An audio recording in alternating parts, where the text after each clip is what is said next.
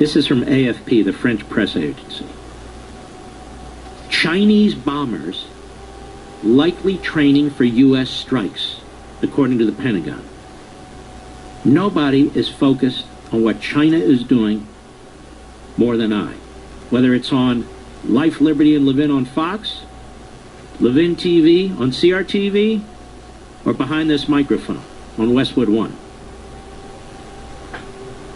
Chinese bombers are likely training for strikes against American and Allied targets in the Pacific, according to a new Pentagon report that also details how Beijing is transforming its ground forces to fight and win.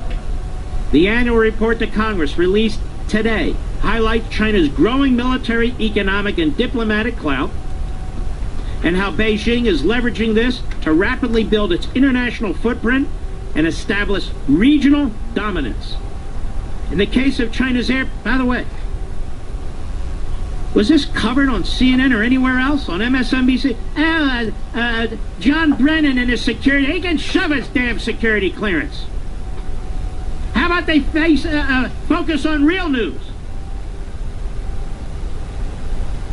The annual report to Congress released today highlights China's growing military, economic, and diplomatic clout, and how Beijing is leveraging this to rapidly build its international footprint and establish regional dominance. In the case of China's air power, the report states that Chinese bombers are developing capabilities to hit targets as far from China as possible.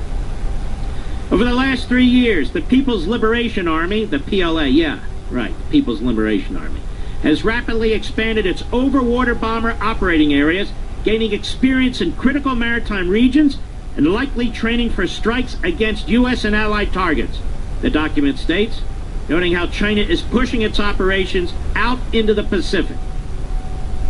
In August 2017, that's a year ago, 6 Chinese H-6K bombers flew through the Myoko Strait in the southwest of the Japanese islands, and then for the first time turned north to fly east of Okinawa, where 47,000 U.S. troops are based.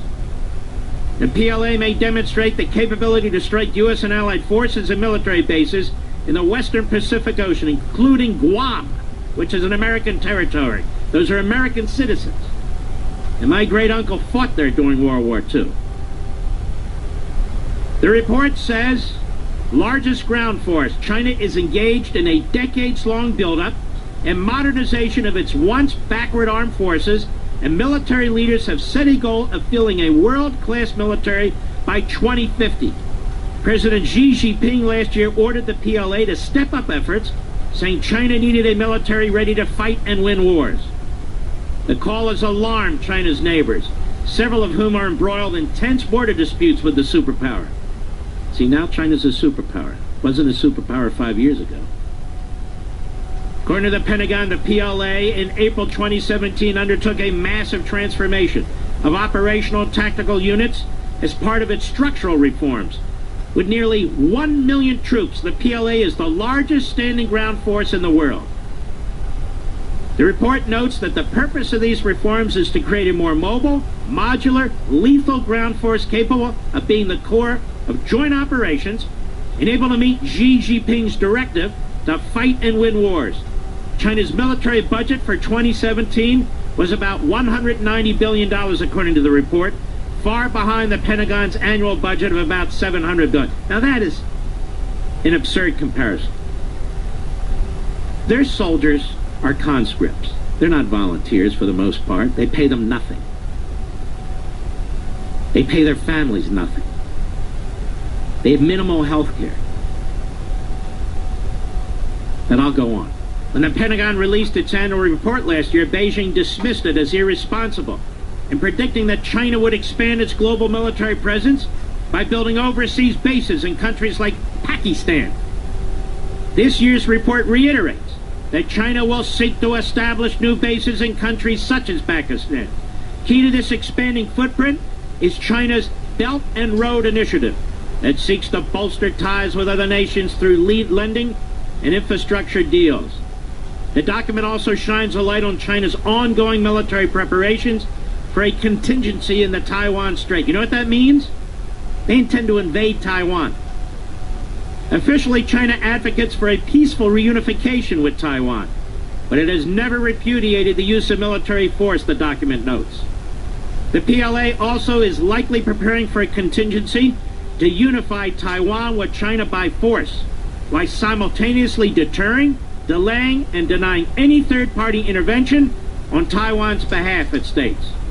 And should the United States intervene, China would try to delay effective intervention and seek victory in a high-intensity, limited war of short duration.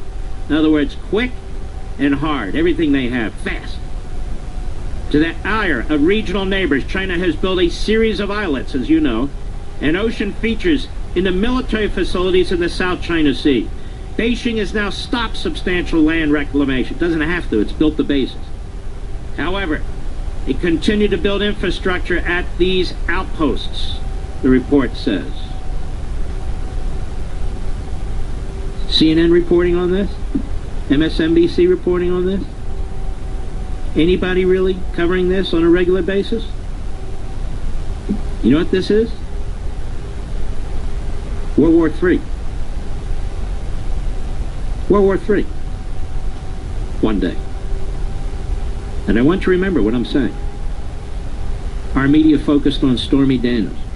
Stormy Daniels' lawyer, Omarosa. He pulled security clearance from the miscreant, Brennan. Focused on trying to take down a commander-in-chief who knows about this, who's put men around him and women around him who are concerned about this, Pompeo, Bolton, Nikki Haley, Mattis, and trying to distract him and burden him and make his job impossible. This clown over there at the Washington Post is exactly what I mean when I say that Mueller has done more damage and will do more damage to our republic and our Constitution than Russia. That's exactly what Abraham Lincoln meant, Thomas Jefferson meant, Joseph Story meant, and so many more. That if we are to be defeated, we will be defeated from within. And the propaganda wing of those who will defeat us will be the Washington Post, among others. I'll be right back. Mark Levin.